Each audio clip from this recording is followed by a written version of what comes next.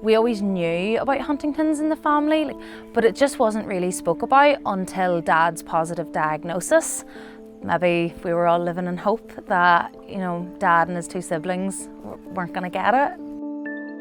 When we first found out about Dad's diagnosis, it was really hard. I started Googling what is Huntington's disease, symptoms of Huntington's disease, and at 15 years old, I read horror stories about mental institutes, mental asylums, people getting hid away from the public because you were ashamed of that person in your family. He lost his job straight away. He drove for a living, and due to his uncontrollable movements, he lost his driver's license. You felt like every couple of years he lost something else. When I was 17, I took on more of the caring role. Over the years it progressed, and then it required both my brother and I, and it required care assistants which came into his home 4 times a day. When you're caring for a parent, you become the parent. You are in charge of doing everything for this person. When I was 17, 18, my friends were going out and they were going on holidays, and I had to work. I was putting myself through education.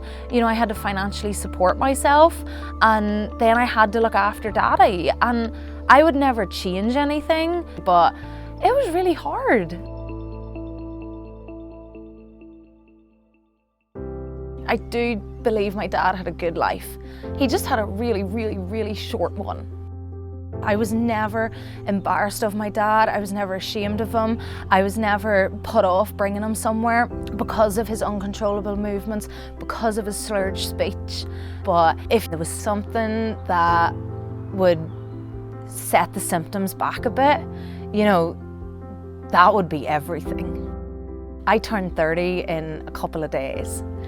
When you look at the average age of onset, it's really, really scary to get older. Nobody wants to get older. Nobody wants to become that little old lady or little old man.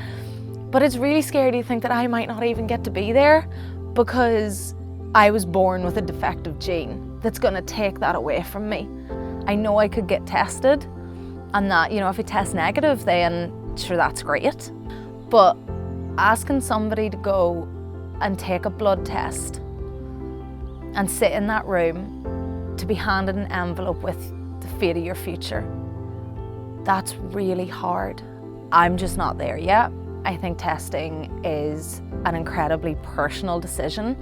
For me, I can live day to day. It's not stopping me getting up out of bed. It's not impacting my mental health, but it doesn't mean that I don't worry. Treatment for this disease, it would give me my future back, and it would give me a chance to be hopeful, and it would give me a chance to dream, and it wouldn't leave me scared anymore, because that's where I am right now.